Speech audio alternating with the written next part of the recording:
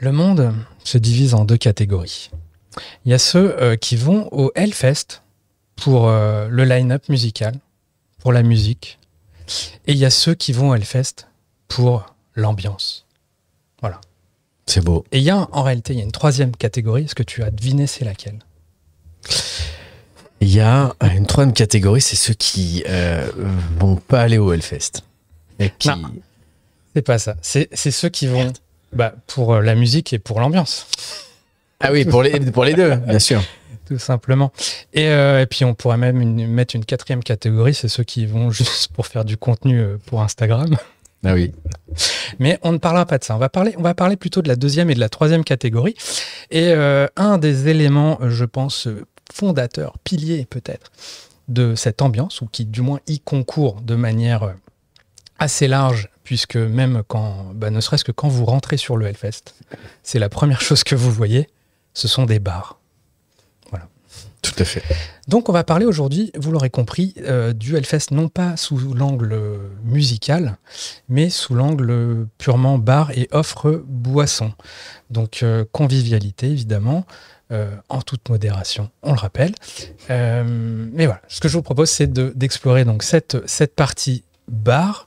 Et notamment, si vous-même qui regardez ce podcast, vous préparez votre venue au Hellfest, si vous êtes simplement curieux de savoir comment ça se passe côté boisson, au-delà des concerts, ou si vous voulez simplement découvrir le Hellfest sous un autre angle, et vous êtes au bon endroit. Voilà, que vous soyez habitué ou que ce soit votre première. Et peut-être même, si vous voulez anticiper votre budget, vous voulez savoir s'il y a de l'inflation cette année au Hellfest, c'est des réponses qu'on va vous apporter aujourd'hui. Est-ce que tu vas terminer avec un line-up des bars? Ouais, mais on va peut-être même... ça va alimenter tout le déroulé même, je dirais. Top. Donc voilà, si vous voulez anticiper le budget, vous êtes au bon endroit. Et pour cela, donc ce qu'on va faire, c'est que je vais vous proposer, et toi, à Chris notamment, qui du coup n'est pas allé au Hellfest depuis une dizaine d'années. Ouais, mais bien plus. J'allais peut-être même te dire 15. Oula. Au tout début. Ça devait être 12 ans ou un truc comme ça. Donc sur l'ancien site même. Sur l'ancien site. T'as même pas connu le nouveau site. T'étais encore sur les jetons aussi? Tout à fait. Ok. Tout à fait. Donc il y a eu quelques évolutions à ce niveau-là depuis tout ce temps. Donc on va faire un petit tour d'horizon de tout ça. On va voir les bars, on va voir le type de boissons qui sont proposées, on va voir la logistique aussi qui est assez titanesque derrière tout ça. On va évidemment évoquer les nouveautés pour 2025 puisque j'ai pu gratter quelques infos de ci de là sur qu'est-ce qu'il va y avoir de nouveau sur ce sujet-là, en l'occurrence qui nous intéresse.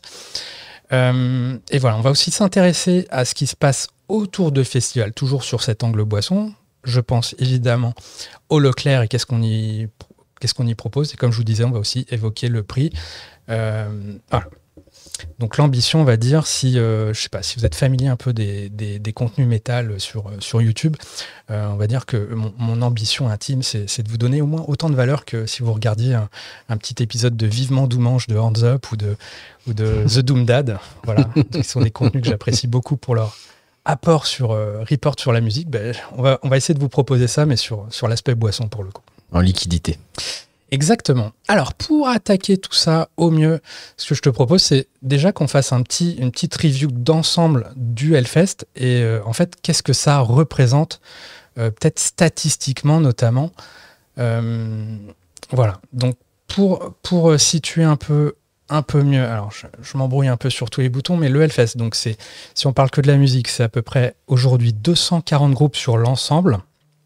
Donc, puisqu'il y a aujourd'hui 6 scènes sur le Hellfest, il y a... alors, elles sont où mes 6 scènes? Tac. Voilà. Il y a 6 scènes sur le Hellfest. Il y a aussi des scènes en parallèle sur la partie camping. Tu as peut-être connu ça déjà à l'époque. Ouais. Donc, il y a peut-être même 2 scènes sur la partie camping. Il y a une scène sur le Hell City Square qui s'appelle la Hell Stage. Il y a une nouveauté cette année qui s'appelle la Purple House. Il y aura aussi des concerts.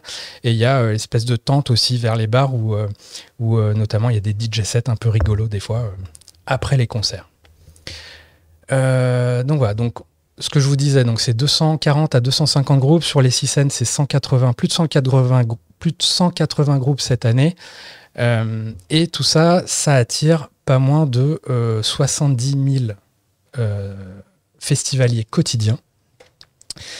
C'est 70 000 festivaliers quotidiens, donc ça fait un paquet de monde. Il faut savoir qu'il y en a à peu près 25 000. Il y a une capacité de 25 000 rien que sur le camping. Donc c'est-à-dire qu'il y a en permanence, on va dire déjà de la vie même avant le festival et puis le lendemain. Tout ça est allé sur 22 hectares, j'ai vu ce chiffre. Et tu me demandais tout à l'heure en off combien j'avais des chiffres des datas de chiffre d'affaires. Et ben le Hellfest, donc c'est apparemment 42 millions d'euros de chiffre d'affaires. Tout confondu, toute industrie confondue. Exactement, tout confondu, dont plus de 7 millions sur la partie bar. Ouais, ça marche pas mal. Donc je parlais d'ambiance en combien de jours, rappelle-nous? Sur 4 jours. Sur 4 jours, c'est ça qui est intéressant. Aujourd'hui, c'est 4 jours. Alors, je ne sais pas si on compte la veille, qui est ouverte aussi, et puis peut-être un peu le lendemain. Mais en tout cas, 7 millions. Donc, ça veut dire que c'est tout simplement la deuxième plus grosse source de revenus du festival, derrière la billetterie, évidemment. Billetterie qui s'écoule en l'espace de 30 minutes, même pas. Et j'ai vu un chiffre que le merch officiel du Hellfest, c'était 3,5 millions. Donc, c'est-à-dire que les gens dépensent 2 fois plus en boisson au bar qu'en merch. En même temps, est-ce que c'est assez logique au final, si tu calcules et que tu restes au minimum. C'est rare que les gens restent une seule journée, mais peut-être plus de passes plusieurs jours, non? Enfin, les gens, ils restent quand même plusieurs journées ou ils vont plusieurs jours, donc ils vont forcément boire davantage. Puis une fois qu'ils ont claqué le petit t-shirt qui va bien, etc., il y a quand même des chances de pas forcément tout retrouver. Mais c'est vrai. Ouais, ça me paraît pas déconnant. La proportion, alors là, c'est monstrueux. 7 millions en 4 jours, basé sur des boissons, c'est quand même un chiffre d'affaires qui est colossal. Mais en même temps, tu as 70 000 festivaliers jour. On va regarder ce que ça représente, tu vois. Mais en tout cas, c'est un bel événement. Un très bel événement. Que j'ai plaisir à suivre tous les ans. Où j'en étais, donc. Pour générer tout ça, il faut savoir que ça repose. Donc, c'est une association, le Hellfest. Donc, c'est association à but non lucratif. Donc, un des piliers de tout ça, c'est qu'il y a 6 000 bénévoles qui bossent sur le sujet. Et on peut imaginer évidemment un paquet sur les bars qui sont étalés sur tout le festival, ou ne serait-ce que... Et on les salue chaleureusement, les gens qui, je sais pas, nettoient les toilettes ou ce genre de choses, puisque vous imaginez bien que quand vous avez 70 000 métalleux qui boivent de l'alcool ou non durant 4 jours, il faut évacuer tout ça. Voilà, donc force et respect à tous ces bénévoles C'était notre petit quart d'heure hygiène. qui participent à tout ça. Mais voilà. Donc, on voit, donc je disais, oui, c'était 70 000 festivaliers par jour, pas mal de concerts, pas mal de gens et 7 millions de chiffre d'affaires. Et justement, pour en venir plus à notre sujet boisson, j'ai quelques datas sur ce sujet. Et on va saluer notamment Ludovic Mornan qui a fait en 2023 un podcast qui était vraiment dédié à ça, sur la logistique du Hellfest, que je vous invite à écouter si vous ne l'avez pas fait encore, parce que tout ce qui se dit dedans est toujours factuellement vrai aujourd'hui. Donc il y a pas mal de chiffres là que je vais vous donner qui datent donc de 2023 notamment. J'ai fait quelques mises à jour sur 2024 sur ce que j'ai pu trouver, mais vous allez voir que c'est déjà il y a 2 ans, c'était monumental, et toi tu vas peut-être découvrir la logistique qu'il y a derrière aussi. Alors, donc on parle évidemment au Hellfest de bière. Donc je pense que c'est le plus gros truc. Le chiffre qu'on voit passer énormément, c'est celui de 500 000 litres de bière consommée sur les 4 jours de festival, ce qui équivaut en fait à 1 million de pintes. Voilà, l'air de rien. J'ai trouvé un très très bon calcul. Très très bon calcul. J'ai vu que tu avais cherché mon approbation dans la fin de ton calcul et je t'ai laissé te démerder. Ça fait donc 1 million de pintes. Exactement. Mais oui, par contre, c'est vrai que ça fait un sacré nombre de verres, sachant que si tu fais le calcul, 70 000 festivaliers, parce que je pousse le vice, 70 000 festivaliers par jour, sur 4 jours, ça te fait du coup un ordre d'idée de combien de pintes par jour par personne en moyenne? De tête, là, ça fait 4 par personne. Pas mal. Ouais. Pas mal. On va dire, oui, c'est quoi? C'est 70, ça ferait 280 000 personnes, on va dire, si c'était... Bon, c'est les mêmes en plus, pour la plupart. Je crois qu'il y a 90% des gens, en fait, qui sont sur l'ensemble du festival. Donc évidemment, bah tiens, tu fais des petits calculs comme ça. J'ai trouvé un chiffre là récent qui disait que la bière en France c'était 33 litres consommés par personne par an en France. Et je suppute qu'au Hellfest, il y en a, ils font la moitié de ce chiffre sur les 4 jours du festival. Tu serais prêt à parier? Je serais prêt à parier. Ouais. Si quelqu'un nous file le chiffre, ça serait magnifique. Mais j'ai aucun doute. Bon, si c'est votre cas, faites attention. C'est pas très raisonnable. Outre la bière, nous avons le cidre qui est très présent. Alors tiens, j'en profite, je vais peut-être montrer un peu les différents partenaires qui sont sur le Hellfest. On a évidemment donc Brasserie Cronenbourg, donc c'est eux avec Carlsberg, qui est la bière blonde par défaut, on va dire, qui est proposée au Hellfest. Il y a Magners, donc là je parle du cidre, qui a un deuxième gros truc du festival. Chiffre que j'ai eu, c'était, donc qui date aussi de 2023, c'était une commande de 2000 fûts commandés en 2023. Ce chiffre, je pense, est d'autant plus intéressant quand on réalise que c'était que c'était l'équivalent, ou presque autant, que ce qui avait été consommé en 2022, alors que le festival s'était étalé sur 2 week-ends. C'est-à-dire, voilà. En capacité augmentée ou non? Non, même pas avec la même capacité d'accueil, je crois. Il me semble qu'il y avait le premier week-end qui était 3 jours et le deuxième qui était sur 4 jours. Ouais. À vérifier, j'avoue, je m'y perds un peu maintenant. Enfin, toujours est-il, quand bien même ça serait sur 6 jours. En 2023, ils avaient prévu quasiment autant que ce qui a été bu sur 2 week-ends. Donc, gros succès de la Magners, qui, je pense, en plus, il y avait un effet canicule qui fait que les gens peut-être se rabattaient plus là-dessus que sur la bière, parce qu'ils y trouvaient un côté plus rafraîchissant. Donc Magners, qui est toujours là cette année, donc voilà, on va voir si ça marche toujours aussi bien, mais je n'ai pas de doute là-dessus. Et on voit d'ailleurs qu'il y a un autre acteur qui se positionne plus sur le mot hard cider, qui est La Mordue, qui va avoir un bar cette année. On va l'évoquer tout à l'heure dans les nouveautés. Je passe ensuite au vin. Volume de vin, j'ai trouvé des petits chiffres là aussi qui datent pour le coup de l'année 2024. Donc l'année précédente, il y a eu apparemment 23 300 litres de muscadet qui ont été bu en 4 jours, dont 18 200 vendus en vrac, donc sur le bar du Hellfest. Et il y a même une cuvée spéciale. D'ailleurs, je peux vous retrouver des photos pour ceux qui nous suivent en vidéo, mais typiquement, j'ai un menu du bar à muscadet. Là, c'est pas le bar à muscadet spécifiquement, mais voilà. 23 300 litres. Et pour donner un petit peu d'échelle, sur l'année précédente, donc 2023, le chiffre était de 20 000. Donc, c'est-à-dire qu'il y a une augmentation, là, de tête, on est à plus de 15% d'augmentation, de 20 000 à 23 000. Ouais, je dis pas de bêtises. Ouais. 15% d'augmentation entre les 2 années. Et j'ai quoi? Qu'est-ce que j'ai d'autre là, pour ceux qui nous suivent en vidéo, j'ai quelques photos, ou ceux qui peut-être découvriraient le Hellfest pour la première fois. Il y a un bar à muscadet aussi qui est sur le site du festival, qui est très populaire. Je ne me souviens pas de toute cette diversité, en tout cas de marques de boissons, ouais, et de typologie surtout de boissons. Bah oui, là c'est clairement, je pense, post-Covid que ça s'est énormément développé. Tu le verras avec des bars aussi thématiques.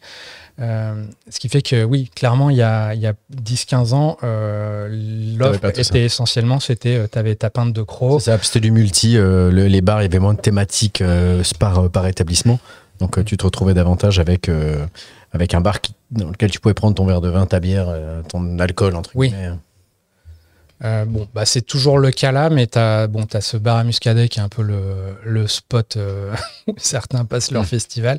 Il y en a un peu partout autour, mais gros succès évidemment du muscadet au Hellfest, vu que c'est le produit local par excellence.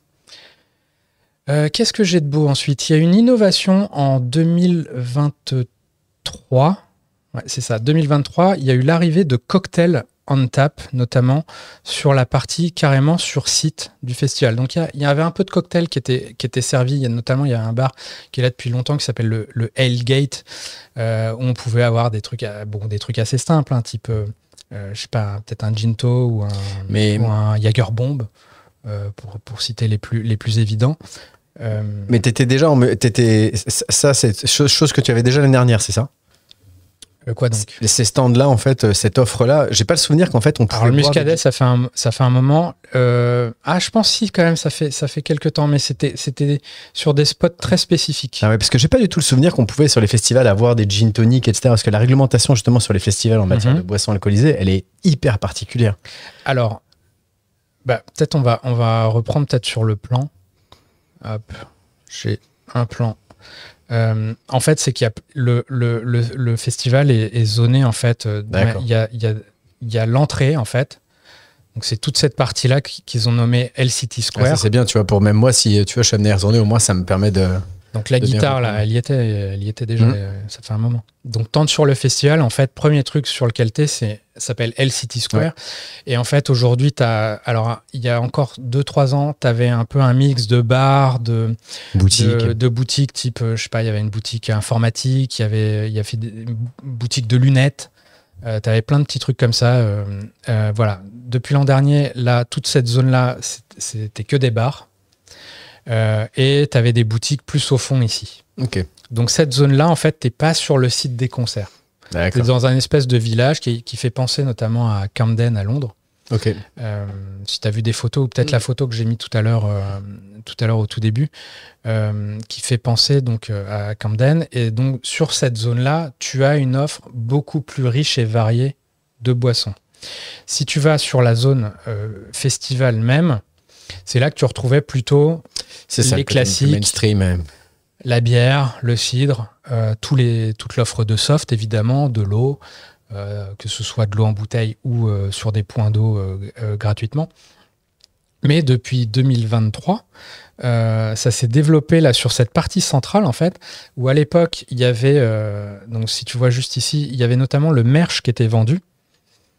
Et en fait, le merch a été déporté dans un lieu dédié qui s'appelle le Sanctuary, qui est une espèce d'immense lieu où tu achètes tout le merch officiel du Hellfest.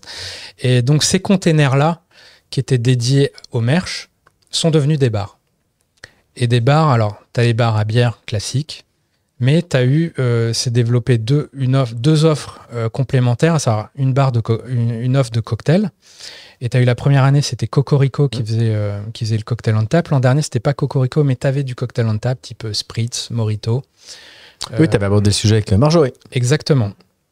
Avec Marjorie qui, du coup, ne gère plus cette partie-là. C'est directement Johan Lenevé, le cofondateur du Hellfest, qui gère tout ça. Et voilà. Donc, tu as tout ça, mais ça s'est enrichi justement. Parce que moi, je me souviens qu'à l'époque, effectivement, tu n'avais pas cette richesse d'offres sur le site des concerts. Il fallait éventuellement, si tu étais en zone VIP ou ce genre de choses, tu pouvais accéder à ce genre de. Ouais, c'est ça. Oui, c'était que des alcools forts. Et puis là, ils ont vraiment déporté pour créer une zone davantage merch et davantage business finalement en vente supplétive. Exactement. Donc, les bars, typiquement. Bar classique, et t'as bar à jus aussi qui s'est développé depuis, alors oui, ça fait 2 ans celui-là aussi, où tu trouvais des smoothies, des choses comme ça. T'avais bar classique type Grimbergen, Magners et compagnie, et j'en passe. Alors j'ai énormément de photos. Et tu vois, en dehors de la taille, je me fais un petit honorable. Ce qui est plutôt sympa, c'est que comme c'est très brandé, très marketé, ce qui est très très cool à regarder, c'est on aperçoit que il y a une uniformité en fait, tu vois, esthétique des bars. Ouais. Et ça, c'est plutôt chouette parce que du coup, ça te permet de voir que c'est pas uniquement un coup de budget que t'as attiré aussi, tu vois, ton conso. Qui a ton expérience aussi, tu vois, intrinsèque. Alors oui, il y a des stands qui sont plus ou moins grands que les autres, mais au moins c'est très uniforme, donc c'est très joli esthétiquement. Oui, donc là, ce que je te montre, c'est les bars sur site. Ouais. Donc c'est en mode container, looké et tout. Ceux qui sont excentrés à l'entrée, c'est autre chose. Voilà, ceux qui sont à l'entrée, donc là on a le menu du bar à smoothie, mais on pourra y revenir. Qui sont dans ce style-là. Et il y a donc ce bar à jus qui est arrivé il y a 2 ans maintenant.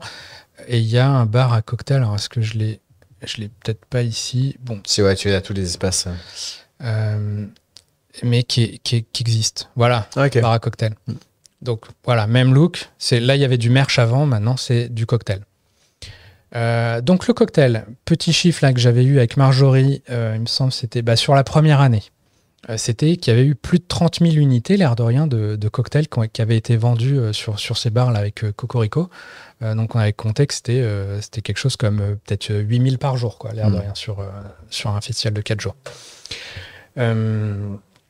Donc, hop, qu'est-ce que j'ai d'autre comme chiffre qui peut être pas mal en termes de soft, j'ai trouvé que le Red Bull en 2022, c'était 87 000 canettes qui étaient écoulées. On retourne au SPI, toujours en 2022. Kraken, c'était 2 palettes qui étaient parties de Kraken, qui était à l'époque partenaire sur la partie LCT Square là, que je t'ai montré avant, qui maintenant a été repris par la marque Sailor Jerry. Mais voilà, 2 palettes, c'était l'équivalent à peu près de 1000 bouteilles. Et on avait Jägermeister, alors c'était marrant, donc ça c'est dans le podcast que Ludovic a fait, donc je vous parlais juste avant. La stat qui était avancée sur 2022, c'est qu'il y avait un shooter qui était vendu toutes les 5 secondes. Putain. Incroyable. Il y a une aura sous cette marque-là qui est quand même assez folle. Alors, sur Jägermeister, tu veux dire ? Ouais. Mais là, de ce qu'on voit, de ce que tu peux passer, il y a quand même un côté très... tu vois, il y a des marques, elles sont assujetties, en fait, tu vois, au Hellfest. Ouais. Tu vois, c'est très marqué. Du Jack, Jaeger, etc. C'est quand même très, très connoté dans cet univers-là, ce qui est très cool. Hein. Puis les univers de marques s'y prêtent aussi beaucoup. Hein, oui, clairement. Mais impressionnant. Oui, je pense des marques ont vraiment qui se sont accaparées ce type de culture, on va dire, plus ou moins underground ou pas, mais qui se sont positionnés là-dessus, quoi. Il y a les marques plus positionnées luxe, et puis il y a les marques plus rock'n'roll, on va dire. Il y a des périodes de rush, mais je trouve impressionnant parce que tu vois, sur tes photos, typiquement, il y a pas de... Il y a de l'espace. Tu vois ce que je veux dire ? Tu te retrouves pas t'es pas en plein quartier, tu vois, dans un croisement, d'un énorme truc où tout le monde se marche dessus. Ça a l'air d'être bien positionné. Donc, du coup, l'expérience, tu vois, boisson, au Hellfest, elle a l'air quand même d'être très fluide à la finalité. Bien sûr que tu peux avoir de l'attente, ce qui est normal. Mais globalement, du fait d'avoir étalé, d'avoir plusieurs zones différentes, etc., je pense que pour le consommateur, l'expérience boisson sur le Hellfest est vraiment cool. Oui, très clairement. Mais d'ailleurs, on va justement parler un peu de logistique juste après. Donc, c'est mon point suivant. Pardon, j'ai spoilé. Ah non, mais c'est très bien. C'est sans transition, c'est parfait. Pour une fois qu'on est préparé comme ça, si je mets le bazar. On a vu donc un peu plein de data un peu en vrac. On remercie Ludovic qui avait fait le podcast et qui a bien nourri cette partie-là. Il y a une partie logistique, pareil. Donc j'avoue, j'ai trouvé plein d'infos dans le podcast. Mais globalement, donc l'infrastructure pour servir tout ça, c'est qu'en fait, on a une vingtaine de bars, a priori, qui sont éparpillés sur le site du festival. Si on prend le plan que je montrais tout à l'heure, mais tu en as à peu près, en fait, chaque scène a ses bars. Tu as les main stage, tu as l'espèce de bars centraux là, des main stage. Tu as la partie altar et temple qui sont d'autres scènes. Il y a toute une zone de bar, là, c'est le gros bar que je t'ai montré où il y avait le logo Grimbergen tout à l'heure, qui est situé là. Tu as évidemment les bars, tout ce qui est côté plus camping et Metal Corner, on appelle, et le LCT Square. Tout ce qui est Valais, la Valais, aussi une autre scène, a son bar attitré. La Warzone a aussi ses bars attitrés. Et donc, là, si vous vous amusez à compter les points où il y a des bars, que ce soit bar à bière, bar à cocktail, bar à smoothie et tout, on en a une vingtaine. Mais en réalité, je pense si on recheck les photos que je montrais tout à l'heure, et je pense à une en particulier, typiquement côté Grande Roue, on a un bar, mais en fait, tu vois qu'il y a 1, 2, 3, 4, 5 comptoirs juste sur cette partie à droite de la Grande Roue. Ce qui fait que clairement, il n'y a pas à dire, globalement, c'est très fluide. Il y a des coins où c'est clairement, il y a plus de monde par moment. Mais moi, l'expérience, c'est globalement, t'attends rarement plus de 5 minutes. Je pense qu'il y a côté Grande Roue c'est fou. Où des fois, il y a la queue. Et notamment, où peut-être il y a des bars un peu plus spécifiques, où il me semblait que côté Grande Rouille, c'était peut-être le seul bar où il y avait de la Carlsberg sans alcool. D'accord, ok. Je sais pas si ça a évolué ça, mais oui, c'est intéressant parce que tu ça parlais peut aussi générer des petits, enfin peut-être il y a peut-être juste simplement des zones où il y a plus de passages, quoi.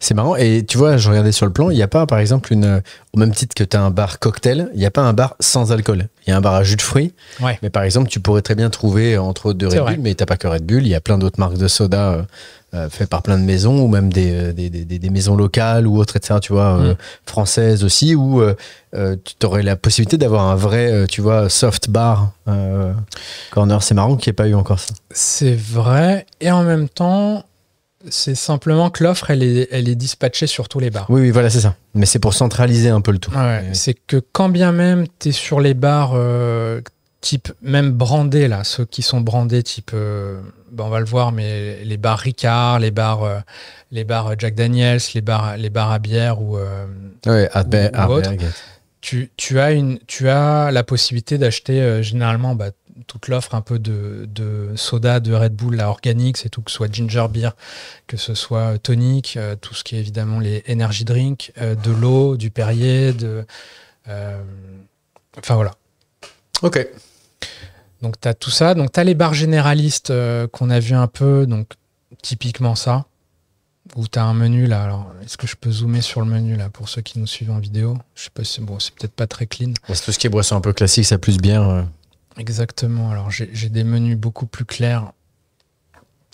Tac. Bon, typiquement là, le Hellgate dont je te parlais tout à l'heure, tu vois, tu as toute l'offre de soft, tu peux acheter en 25, en 50. Tu as tout ce qui est énergie drink. En 60 centilitres. Ouais. C'est marrant. Exactement. En gros, ils comptent la pinte comme ça. Non, mais c'est pas bête. Ils n'ont pas fait, par contre, le whisky coca en 50 centilitres. Tu dois pouvoir.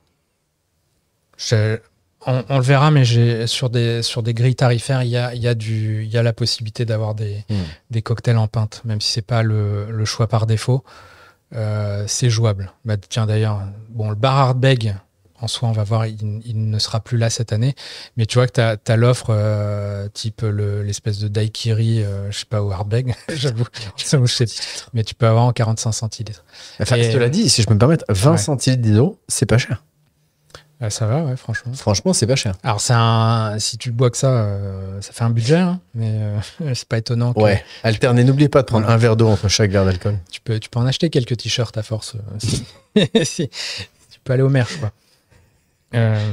Rééquilibrons le prix entre le merchandising et les boissons. C'est ça? Exactement. Alors, je vais te trouver un menu plus généraliste. Putain, il est où? Ah là là. C'est l'effet direct, ça. Stop. T'en avais au milieu, non? Non, ça, c'est le bar à smoothie. Parce que celui-là, il est pas... Ouais, je l'ai peut-être pas en zoomé comme ça. Avec la bière et compagnie. Tac, non. Ça, c'est plus... Hop. Bon, désolé pour ce petit couac. Non, en tout cas, ce qui est intéressant de regarder, c'est que voilà, on voit que sur les bars, à chaque fois, c'est vraiment un mélange de principalement bière et boissons sans alcool. Oui. Donc, ouais, pour rebondir sur ce que tu disais, où que tu ailles, tu vas trouver du alcool ou sans alcool. On voit que l'offre est à peu près équivalente. Je pense, oui, enfin, globalement, il y a plus de choix de soft que de choix d'alcool. Là, on voit ça, c'est un bar sur le Metal Corner. Donc là, tu pouvais avoir aussi ta Carlsberg en sans alcool. Tu peux les acheter en 150 centilitres si tu veux. Tu as aussi en 9 sans alcool. Tu as la Tourtelle, vu que c'est Brasserie Cronenbourg qui gère tout ça. Donc, on a ces bars généralistes. Et ensuite, donc, je l'évoquais un peu tout du long juste avant, mais on a les bars plus spécialisés. Typiquement, vous aviez un bar Jägermeister l'an dernier qui est reconduit cette année, donc avec cette forme de tap machine géante que je montrerai peut-être tout à l'heure, et qui propose du cocktail, qui propose les trucs alors un peu plus pointus avec du cocktail on tap au Jäger et des trucs tout bêtes Jäger plus soda, quoi. Tu as les bars de type tac. Là, on en voit pas mal. Donc l'an dernier, tu avais un bar Grimbergen avec des bières un peu plus pointues, on va dire, que que l'offre Grim simple. Tu avais un bar Fireball. Alors Fireball n'est plus là cette année, je le précise. Ardbeg, donc bar, voilà, qui Ardbeg n'est plus là en tant que bar comme ça cette année, mais va être proposé au Hellfest Spirit, pour info. Ok. Donc ceux qui aimaient les cocktails Ardbeg, sachez-le, il n'y aura pas de bar dédié à ça, mais il y aura quand même sur le Hellfest Spirit vos cocktails avec de l'Ardbeg, et il y aura toujours Sailor Jerry cette année. Et c'est quoi Hellfest Spirit? Donc Hellfest Spirit, c'est ce que je montrais juste là. D'accord, c'est la partie dédiée au... Donc c'est à l'entrée, c'est un espèce de bar avec une offre plus locale, disons. Tu as notamment, tu vas trouver sur ce bar-là, tu vas trouver de la menthe pastille Giffard. D'accord. Tu vas trouver, il y a Awen Nature, je ne sais pas si tu vois, une distillerie très bretonne, très cool. Superbe distillerie. Donc là, hop, je vais le montrer. On a Julien avec sa femme qui sont potentiellement là. D'ailleurs, Julien, oui, m'a confirmé qu'il serait là. Ils vont me proposer carrément. Là, pour le coup, c'est là. Tu vas voir que c'est très pointu et que tu t'y attendais pas forcément à le faire. Ils te proposent genre un mojito à l'absinthe. Trop cool. Qu'est-ce qu'on a d'autre sur ce bar-là? Il fait un peu de, il fait aussi un peu de pédagogie sur ce qu'est l'absinthe. Cette année, il m'a dit qu'il allait venir avec un nouveau gin. Donc en gros, typiquement sur le bar Ricard ou sur d'autres bars un peu plus généralistes, tu vas peut-être trouver un gin tonic avec du Beefeater. Sur Hellfest Spirit, tu vas trouver un gin tonic, mais avec le gin d'Awen Nature, distillerie bretonne. On est d'accord du coup que c'est le bar un peu super premium du coup et premium. On le verra après, mais niveau tarif, pas plus que ça en fait. Au niveau choix de spiritueux, enfin typiquement si on prend un Gordon's, un Hendrix ou un Awen Nature, tu es sur 3 catégories de prix très différents. Ouais. Donc là, grosso modo... Oui, t'auras du craft pour le coup. Voilà, c'est ça, pardon. Plus craft, oui. Craft, c'est local, mais oui. Je pense pas que Giffard, menthe passif soit particulièrement craft, mais c'est plus pointu que... Disons que c'est plus local que Ardbeg. Voilà. Qui du coup va quand même se retrouver sur le Hellfest Spirit. Exactement. Pardon. Oui, exactement. Oui, parce que Hailley est un quartier qui est situé juste à côté de Saint-Barthélemy d'Anjou. Qui n'est pas en Bretagne, mais en Grande-Bretagne. Exactement. Voilà. On joue sur les mots. Donc le Hellfest Spirit, donc là, c'est Brian qui était ambassadeur de Sailor Jerry que j'avais croisé l'an dernier. Il a l'air d'être très malheureux d'être à cette activation. Ouais, là, il y a marqué « Quel boulot de merde » sur son front. Je pense qu'il était tellement malheureux que il me semble qu'il travaille chez Brugal maintenant. Voilà. Donc il ne sera pas au Hellfest cette année. On a donc le bar Sailor Jerry, il y a Fireball, donc j'ai dit qu'il n'était plus là cette année, et le bar Grimbergen. Et après, j'évoquais qu'il y avait un bar, donc Jagermeister, donc, qui était l'an dernier à l'entrée du festival et qui est déporté cette année du côté du Metal Corner, à côté notamment du bar Ricard, qui est là depuis quelques années lui aussi, qui est un bar Ricard, mais qui a une offre plus éclectique dans la mesure où c'est Pernod Ricard, en fait. En réalité, avec donc, ce que je te disais du gin Beefeater. Oui. Alors, l'an dernier, il y avait de la vodka Absolute. Cette année, il n'y aura plus Absolute, parce qu'il y a une nouveauté à côté de Jägermeister qui arrive, c'est qu'il y a Tito's qui va avoir un stand à côté de Jägermeister pour le coup. Donc c'est le même distributeur major. Et d'ailleurs, pour info, donc ce nouveau bar Tito's sera apparemment une espèce de reproduction de la distillerie texane. Alors j'ai vu, c'est plus en mode le bâtiment. J'ai pas vu d'alambic. Ça colle davantage avec l'esthétique du festival. Ouais, c'est vrai. Donc pas d'absolute, mais sur le bar Ricard, tu as de la Suze, tu as du Beefeater. Oui, c'est tous les produits du groupe. Alors pas tous les produits, non, mais voilà, Suze, Beefeater, Ricard évidemment. J'en oublie sans doute un. Enfin voilà, tu n'auras pas d'Havana Club ou ce genre de choses. Tu as un bar Jack Daniels aussi. Petite nouveauté cette année, le bar Jack Daniels sera plus grand, apparemment. Et petit... Ça, c'était l'année dernière? Ouais. C'est pas très grand. Non, là, tu avais un comptoir comme ça. Ah ouais? Il y avait un petit karaoké à côté, genre d'animation. Mais cette année, apparemment, il sera plus grand. Et il y aura une nouveauté notamment qui ravira probablement beaucoup de gens, c'est qu'il y aura un Jack and Coke en mode frozen slushy. Ah, ça c'est cool. Donc s'il fait chaud... Tu vas tester, tu nous diras? Je testerai, oui, évidemment. On est des professionnels. Tout comme, d'ailleurs je ne l'ai pas mentionné, mais Awen Nature donc il y a un mojito, là où c'est très, très pointu, un mojito à l'absinthe. Il y aura un gin tonic, bon, avec son gin. Et il y aura un frozen. Il fait aussi une eau de vie d'agave. Ok. Donc, imaginez une eau de vie d'agave faite en Bretagne au Hellfest. Bah, voilà. On est au top de la localité. Et elle sera servie, pareil, en mode margarita frozen. J'imagine, trop cool. Donc, super cool, ça. Hâte de découvrir ça aussi. Donc le Jack & Coke en mode slushy, sachez-le. Qu'est-ce que j'ai noté d'autre? Donc on a vu aussi dans les bars spécialisés, il y avait le Kingdom of Muscadet, qui est évidemment très présent. On en a parlé pas mal avant. Qu'est-ce que je voulais dire? J'évoquais les cocktails on tap. Alors j'ai pas d'infos là-dessus, sur la zone festival là, que je montrais tout à l'heure, où j'évoquais qu'il y avait Cocorico il y a 2 ans, il y avait une autre offre l'an dernier. Il semblerait qu'il y a, en tout cas sur le plan, il y a toujours des bars à cocktails dans ces spots-là. Et j'ai cru comprendre qu'il y aurait une présence de Jack Daniels. D'accord. Donc peut-être le Frozen sera sur site, je ne sais pas. Si c'est le cas, je suis très curieux en termes de logistique, comment ils vont gérer ça. Par rapport aux machines, tu veux dire? En fait, autant sur les bars qu'il y a dans le LCT Square, je pense qu'il y a une logistique qui est un peu simplifiée, tu vois, c'est à l'entrée et tout. Alors que oui, c'est vraiment au milieu. Ces bars à cocktails là, ils sont au milieu. S'il faut remettre la machine en route et puis attendre 4 heures, 5 heures que le slushy se fasse. Non, en fait, tu peux avoir des contenants directement. En fait, tu peux changer les cuves du dessus. D'accord. Et avoir par exemple des congélateurs coffres dans lesquels tu vas directement en fait changer en fait ta machine.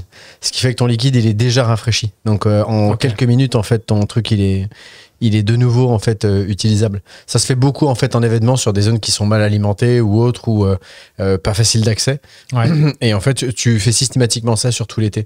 Quand t'es en station haute, t'es un peu moins emmerdé l'hiver, même dans les zones d'altitude. Mais pour ce genre de choses là en fait t'as des congélateurs coffres. Alors peut-être il y a d'autres solutions ou des systèmes d'azotage ou autres. Mais en tout cas très souvent c'est parce que t'as du congélateur sur place ou du froid vraiment en coffre ouvert par le dessus et ça te permet de changer directement en fait tes conteneurs et de reclipper en fait sur tes frozen. Ok. Bon, bah si c'est pas le cas, je les invite à te contacter comme consultant pour l'année prochaine. Trouver des systèmes pour moins s'emmerder. Oui, parce que je pense qu'il y a quand même un vrai challenge logistique, ne serait-ce sur quand il y avait le on-tap pour avoir des glaçons, un ravitaillement de glaçons. Enfin, tu vois, ça reste des containers au milieu du truc. Ouais. Bon, faut gérer quoi, un minimum. Tu vois, je pense pas, c'est pas des chambres froides. C'est des camions. Tu vois. Ça arrive que t'es en fait en abord de festival. T'as dans les zones justement de livraison, tout ce qui est de catering, etc. T'as des zones entières où t'as des camions frigorifiques. D'accord. Qui contiennent justement tout ce qui est glaçon et tout ce qui est froid positif ou froid négatif.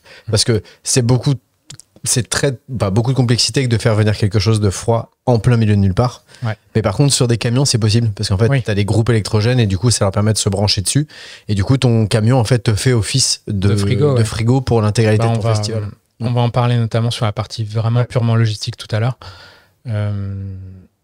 Mais en tout cas, c'est intéressant parce que ça montre que, en dehors du départ de ce genre d'événement-là, où principalement on buvait que de la bière, et puis après on a bu de la bière et du vin, et puis après on a bu de la bière, du vin et quelques liqueurs un petit peu faciles. Ouais. Puis après ça a été les liqueurs, du vin et les apéritifs. Les marques, tu vois, assez fortes d'alcool italien rouge mélangé avec du vin pétillant et du Perrier par exemple, enfin de l'eau gazeuse, et toutes ces choses-là, bon. Typiquement, ça montre qu'il y a un vrai développement. Oui, il y a toujours des marques très fortes derrière, etc. Mais au moins, il y a aussi une diversité de la boisson en elle-même. C'est pas juste un verre de whisky. C'est un verre de whisky avec un coca comme un highball. Puis après, ça va être peut-être une recette. Ça se modernise et en même temps, ça s'adapte vachement au lieu. Quand tu es en plein cagnard dans un festival, t'as pas envie de t'enfiler des doubles scotch clairement qui viennent de l'île d'Ailey sec. Voilà, si c'était vraiment fin de ta soirée, encore clairement, c'est pas raisonnable. Mais avoir quelque chose de frozen, ça, c'est une vraie solution de goût, qui met bien ta marque en avant et qui en plus de ça te propose une expérience consommateur qui est top. Donc ça, franchement, je vous invite à aller découvrir ça pour ceux qui n'ont pas l'habitude d'aller boire ce genre de boisson-là ou qui sont pas même fans à la rigueur de ces marques-là, mais au moins d'aller découvrir. Ça, c'est cool. Je mets quand même une petite nuance. Je spécule sur la partie sur site. Oui. Juste que je sais qu'il y a le slushy sur la partie Metal Corner. On m'a dit qu'il y aurait une offre adaptée. Donc, je ne sais pas. Peut-être que Jack Daniels a travaillé avec un presta pour faire du on-tap. Qu'est-ce qu'il pourrait faire? Il pourrait faire des espèces de... Des canettes, du American Mule. Par exemple au Jack Ginger, j'en sais rien. Bref, ça sera la surprise. En tout cas, attendez-vous à quelques nouveautés. Où j'en étais? Donc, je parlais des bars spécialisés. Il y a le bar Ricard. Tiens, voilà, ce que j'oubliais sur le bar Ricard, il y a une nouveauté, c'est il y aura une nouvelle tequila. Enfin, une nouvelle. En tout cas, sur le festival, ça sera Altos Olmeca. À savoir que l'an dernier, c'était la Martiniquaise qui gérait ça et c'était la San Rosé. Toute bête. Donc là, cette année, vous aurez sur le bar Ricard de la tequila. La tequila, voilà, Olmeca.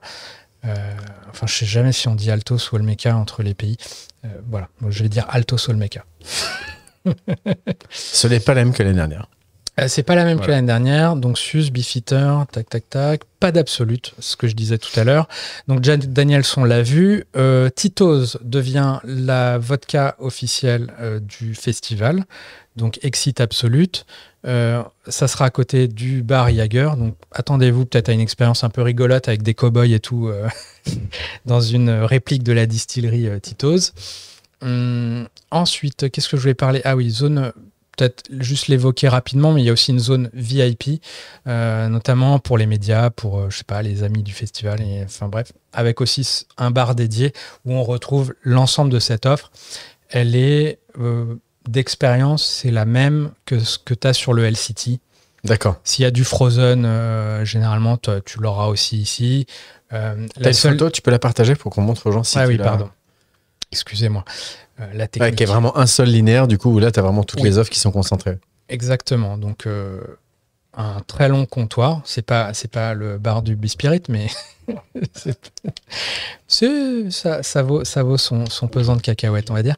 Mais tu as globalement la même offre. La seule différence que j'avais notée l'an dernier, c'est que typiquement, tu n'avais pas de la Absolute Vodka, tu avais de la vodka Belvédère. Voilà.